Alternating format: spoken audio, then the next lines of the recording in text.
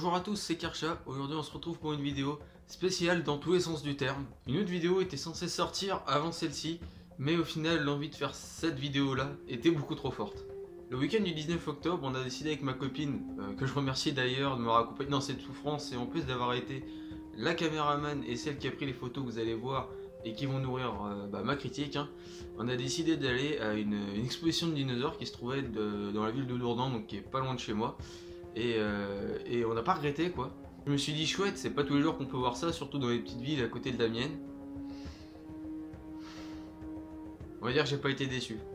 Tout d'abord, quand on est arrivé devant l'exposition, on s'est retrouvé dans une grande pancarte avec le T-Rex de Papo qui était en devanture. Et là déjà on peut se dire qu'il y a un petit problème quand même. Quand on s'est retrouvé devant ça, autant vous dire qu'on a attendu au moins 10, 15, 20, ouais, 10-15 minutes dans la voiture à attendre de voir si les gens qui sortaient étaient heureux d'avoir été voir l'exposition et si les gamins avaient l'air d'avoir apprécié cette exposition. Pour couronner le tout, autant vous dire qu'il n'y avait aucune information sur internet, donc il fallait juste se fier aux affiches qu'il y avait. Et pour une fois j'avoue qu'elles donnaient vraiment envie, hein, mais bon. Il faut être positif dans la vie. Je me suis dit au moins si on n'apprend pas de choses, on va peut-être bien se marrer. Déjà je me suis bien marré quand la dame qui faisait la caisse m'a annoncé le prix qui n'était pas affiché à part dans sa cabine, c'est pour ça qu'elle m'a bien dit ah mais regardez, le prix il est affiché là en fait, 20 € pour 2 adultes et 8 € pour les enfants. Donc vous dire que ça pique un peu, surtout quand vous allez voir ce qui se passe dans cette exposition. Mais le plus marrant en fait c'est pas le prix, c'est ce qu'elle m'a dit après quand je leur demandais si c'était bien le bon prix, parce que je me suis dit c'est un peu bizarre quand même. Elle m'a sorti, mais c'est pas grave parce que vous allez gagner l'expérience avec notre Dino Quiz. Ah là je vous avoue que ça a un peu titillé ma curiosité, du coup je lui ai dit tiens prends mon argent et mon PEL et on va aller voir ça. Dès qu'on est rentré dans le chapiteau, on est tombé sur ça.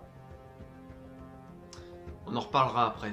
Déjà ce qu'on peut dire c'est que l'exposition était vraiment petite pour 10 €. Bon, il y avait au moins deux structures gonflables pour les enfants, donc c'est déjà pas mal pour eux.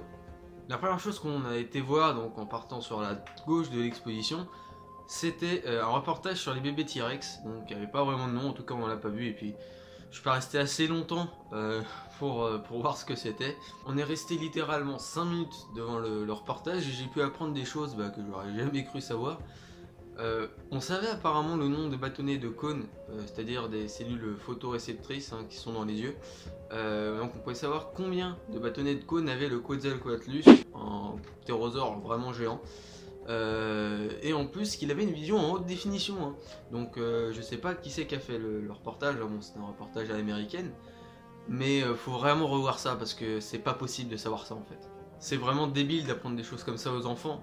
Et en plus des problèmes de prononciation, Deinonychus qui devient Deinonychus, apparemment pas assez respecté, vous allez voir. Donc là déjà on commençait bien, j'étais bien salé et bien sourd aussi parce que le son du reportage était vraiment à fond. Donc autant vous dire qu'on était à peu près à quoi? Allez, peut-être 4 mètres et demi de l'enceinte qui était à fond, parce que c'était projeté sur un écran comme vous avez à l'école, vous savez, avec un projecteur. Donc autant vous dire que ça m'a explosé les oreilles. Mais bon, on va passer à autre chose maintenant. Il restait donc les statues. Donc la première c'est l'Hypsilodon. Ah non, pardon, on me dit dans l'oreillette que c'est l'Hypsilodonte. Alors moi je connais Hypsilophodon. mais peut-être que c'est une nouvelle espèce, donc je vais pas être médisant. On va aller voir tout de suite ça sur internet. Ok, donc alors regardez sur Wikipédia. Hypsilophodonte. Ok, il me propose Hypsilophodontinae, mais c'est pas ça. Alors, on a que Hypsilophodon. C'est bizarre. Alors regardons quand même. Ah non, il est bien marqué Hypsilophodon. Déjà ça commence bien, on commence avec un dinosaure qui a une faute dans son nom. Alors je tiens quand même, faut quand même préciser, c'est bien de commencer par des dinosaures qui sont peu connus, mais si c'est pour faire ça, le faites pas. Si vous voulez le faire, faites-le bien et vérifiez vos panneaux. Enfin, moi je regardais les reportages de la BBC et pendant longtemps j'ai dit Postosuchus à la place de Postosuchus. Autant vous dire que les enfants sont très sensibles à la première fois où on leur dit le nom d'un dinosaure, ou le nom d'un reptile, ou le nom d'un ptérosaure. Donc c'est pour ça qu'il faut vraiment soigner cette première fois. Mais ensuite vous marquez bien le nom dans la pancarte, pourquoi? Et après vous repassez avec un T. Et je sais pas, vous allez pas corriger, peut-être qu'il y a un mec qui s'est endormi sur le T, je sais pas. Mais bon, gros point négatif. Par contre, faut tout de même saluer la statue qui est vraiment assez belle et détaillée, hein. Ça c'est vraiment un gros point positif de l'exposition, hein, vous allez voir ça. Mais là, gros GG, hein, pour la statue. Si autre petite chose, on va maintenant regarder, on va regarder le panneau encore une fois, mais c'est vraiment beaucoup trop compliqué pour des enfants. Essayez de simplifier ça au maximum. Votre exposition, il n'y a pas beaucoup d'adultes qui y sont allés à part pour accompagner les enfants. Mais là, ce qu'il faut faire, c'est vraiment donner envie aux enfants de s'intéresser aux dinosaures. Et vraiment, les termes là, c'est vraiment trop compliqué.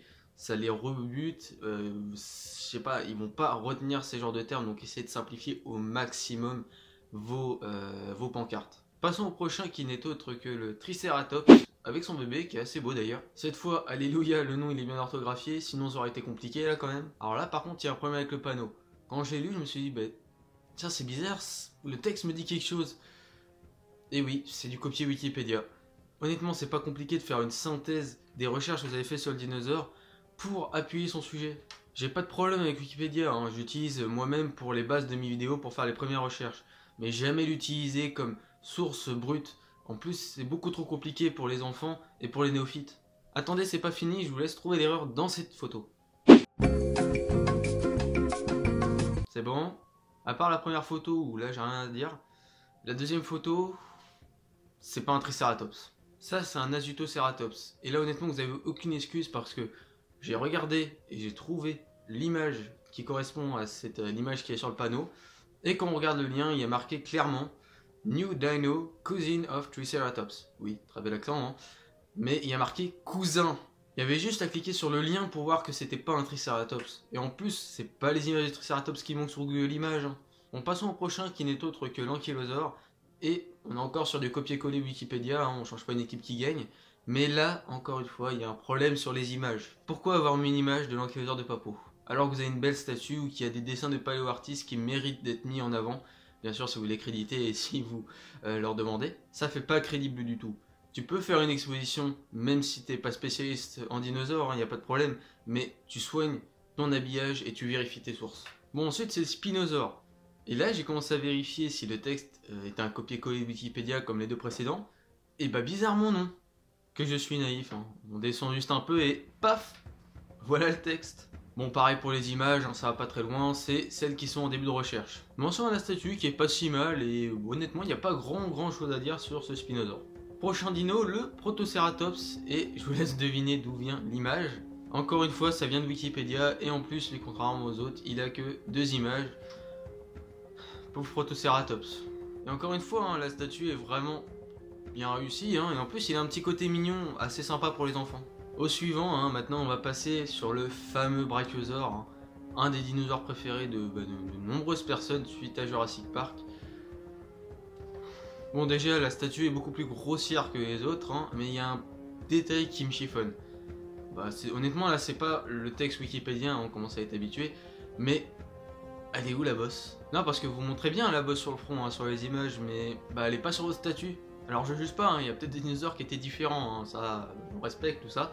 Mais là, c'est une bonne grosse erreur morphologique. Oh, mais attendez, il y a quelque chose que je vous avais pas montré. Le petit, il a une bosse. Donc, honnêtement, revoyez ça. Au suivant, donc, le Dilong. Alors là, déjà, je tiens à vous remercier, hein, c'est un dinosaure que je connaissais pas vraiment. Donc c'est bien de faire découvrir des dinosaures qui sont pas connus, encore une fois, comme l'Hypsilodon. Hein. Et d'après vous, comment on fait pour décrire un dinosaure qui est pas très connu du public?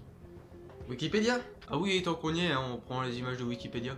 Alors là, par contre, je tiens à souligner la statue qui est vraiment magnifique, en plus mise en valeur avec un espèce de petit projo. Mais honnêtement, vous avez une très belle statue pour un dinosaure peu connu. Faites un minimum de recherche, prenez juste 20 minutes pour vous renseigner sur le dinosaure. Là, ça sera juste parfait, ça sera peut-être la meilleure pièce de votre exposition. Bon, maintenant, on va passer à la chose qui a failli me faire quitter l'exposition vraiment enrageant. J'étais bien énervé après ça. Vous n'êtes pas sans savoir que mon dinosaure préféré, c'est l'Allosaure. Là, je vais vous l'écrire. Allosaure. Voilà, vous avez bien lu. Hein. Maintenant, je vais vous présenter son cousin retrouvé dans le Nord-Pas-de-Calais. Hein, l'Allosaure. Là, vous avez aucune excuse. Encore pour l'Hypsilodon, bon. Allez, je laisse passer, c'est pas grave. Mais là, l'Allosaure, il y a des articles, des documentaires, des livres dessus. Et vous vous êtes même pas renseigné. En plus, même votre texte Wikipédia le met Allosaure. Vous êtes même pas relu. Je suis conscient que le grec, hein, c'est pas facile. mais là, c'est vraiment un manque de respect envers ceux qui ont payé le billet. Si je suis venu, hein, c'est pour augmenter mon expérience, hein, comme vous avez dit. Là, j'ai failli régresser. Prenez le temps de vous relire. Et en plus, essayez de trouver des images de meilleure qualité. Moi-même, certaines images que je mets dans mes vidéos, elles sont pas de super qualité. Mais déjà, moi, je commercialise pas mes vidéos. Hein. Et en plus, je compte bien corriger le tir. Et en plus, la statue elle ressemble même pas à un allosaure, elle est vraiment pas belle. Elles sont où les petites excroissances osseuses au-dessus des yeux? Et en plus, moi je trouve que les pattes avant sont vraiment un peu trop petites. Bon, on va se calmer et on va continuer la visite avec un sans pancarte. Non, non, vous avez bien compris, pas un sans papier, hein, un sans pancarte. Apparemment, le stégosaure il a pas assez de moyens hein, pour payer son texte Wikipédia. Ou alors, attendez, j'ai peut-être une explication, c'est peut-être pour qu'on recherche nous-mêmes les informations, c'est peut-être concept, on sait pas. Bon, le bébé est assez réussi encore une fois. Par contre, à côté, on a un Parasaurolophus pété de thunes qui a 2 pancartes pour apprendre 2 fois plus de choses. Ah bah non, c'est 2 fois la même chose. Ça aurait pas été plus intelligent de mettre une pancarte au stégo et une au para? Bon, après, au moins le nom est bien orthographié et ils ont essayé d'aller un peu plus loin dans la page Wikipédia, donc ça mérite un petit bravo. Bon, cette fois la statue, elle est sympa, hein, mais c'est pas clairement pas la plus belle de la collection. Passons maintenant au célébrissime Raptor. Bon, là on est plus sur un Raptor du coup Jurassic Park, hein, sans plumes.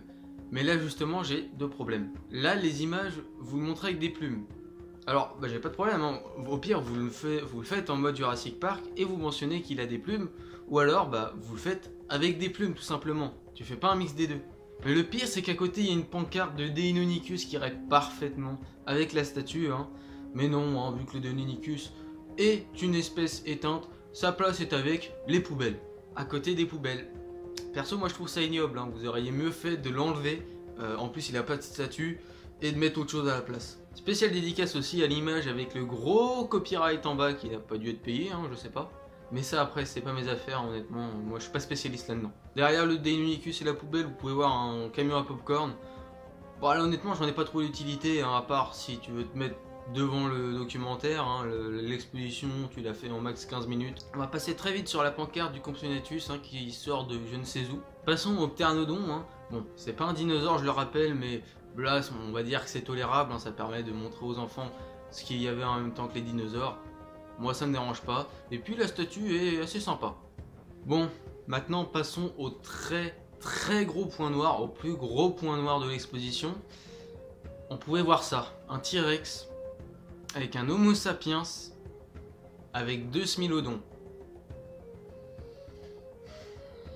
Bon déjà on va passer sur le gros pavé Wikipédia du T-Rex, hein, ça on a l'habitude. Mais qu'est-ce que fout un Homo sapiens dans une exposition sur les dinosaures? Les dinosaures ils sont éteints il y a 66 millions d'années. L'Homo sapiens est apparu il y a à peu près 300 000 ans selon notre bon ami Wikipédia. 2 faux raccords d'affilée, là ça commence à faire beaucoup. Et puis honnêtement pourquoi l'Homo sapiens il a plus d'images que les dinosaures? Et puis le petit texte Wikipédia hein, qui fait plaisir aussi. Je devrais limite toucher les droits à chaque fois que je dis le mot Wikipédia tellement je l'ai dit dans cette vidéo. Passons maintenant aux 2 tigres à côté... aux 2 smilodons plutôt, hein, excusez-moi j'avais mal lu la pancarte. Aux 2 smilodons à côté de l'Homo sapiens. Alors déjà vous auriez pu mettre smilodon entre parenthèses, hein, si même vous voulez juste garder tigre à dents de sabre pour que ce soit plus clair. Vous pouvez le mettre smilodon à côté de tigre à dents de sabre. Et puis Wikipédia quoi. Par contre là j'ai quelque chose à redire sur les statues. On dirait juste des tigres à qui on a collé des dents de sabre. Là honnêtement ça c'est un tigre blanc et ça c'est un tigre classique.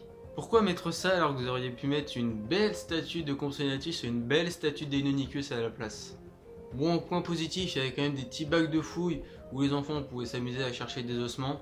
Alors là, c'est cool, hein, mais honnêtement, ça aurait été bien de rajouter une petite pancarte pour expliquer qu'est-ce que c'est que le métier de paléontologue, pour que les enfants comprennent ce qu'ils sont en train de faire.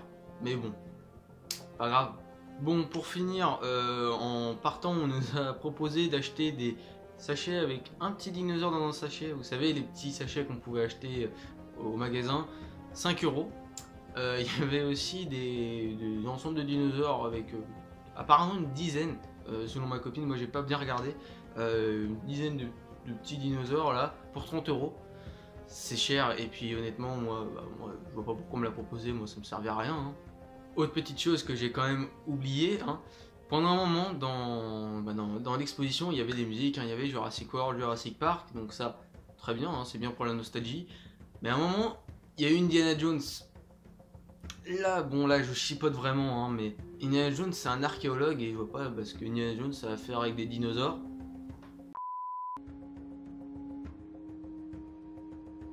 C'est évident, chaque jour passé à grandir est un jour de plus à essayer d'éviter de croiser la route de cette nature. Le Deinonychus est une machine à tuer. C'est un dinosaure petit et rapide. Le Deinonychus est l'un des prédateurs les plus remarquables que la Terre ait porté. Un chasseur tridimensionnel, un véritable type d'action. Pour un jeune saut Poséidon, même de la taille d'un ours polaire, le Deinonychus est une menace. Et toute une meute de Deinonychus signifie tout un autre point. J'ai récupéré un peu de Deinonychus pour y voir un peu de ce cache qui se Poséidon, Exodus, passé de la mer. Les faire tomber, les mettre en pièces avec leur trancher la gorge et les dévorer.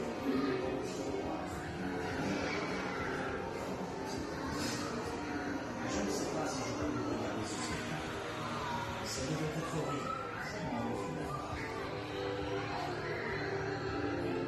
Difficile d'imaginer comment les cerveaux Poséidon réussissaient à survivre seuls dans un monde rempli de prédateurs aussi sauvages et féroces. Mais certains ont survécu. Ils ont grandi et sont devenus quasiment indestructibles.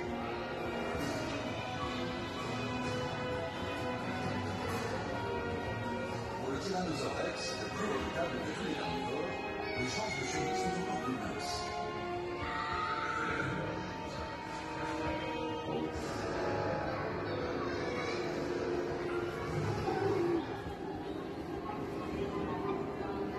Le nid d'un T-Rex.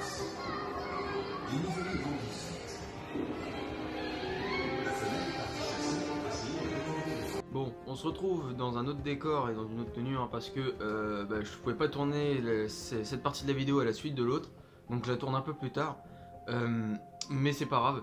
Du coup maintenant je vais vous parler un petit peu de mon ressenti sur l'exposition, hein. Je vais essayer de vous faire ressentir un peu ce que j'ai ressenti, même si ça fait maintenant un petit peu de temps.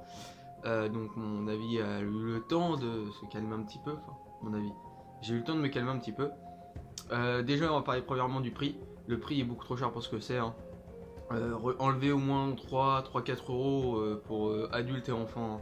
Ça voudrait dire un peu plus de monde, et en plus ça vaudra un peu plus que c'est, hein. Même si il faut aussi changer, comme vous l'avez compris, hein, le contenu des panneaux, parce que vraiment ça le fait pas, hein. Quand vous avez des copier-coller Wikipédia, honnêtement on peut le faire chez nous, et puis il y a d'autres moyens d'en apprendre plus. Donc ça c'est déjà 2 points. Ensuite, mettez plus en valeur vos sculptures. Mettez plus en valeur vos statues plutôt. Vraiment, il y en a qui sont vraiment super sympas, hein. Le Dilong est super beau. Il est bien mis en valeur. Donc si vous voulez les mettre plus en valeur, faites des plus beaux panneaux peut-être.